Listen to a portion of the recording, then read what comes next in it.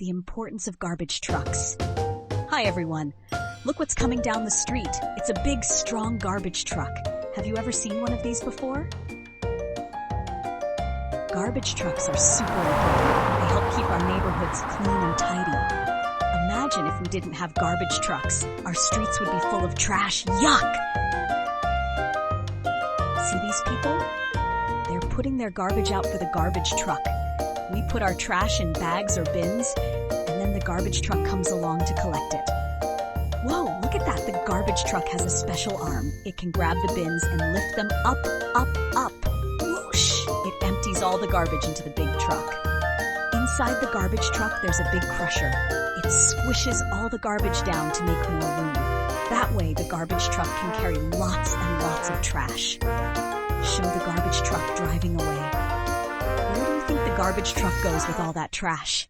It takes it to a special place where it can be properly sorted and taken care of. Sometimes, some of the garbage can even be recycled.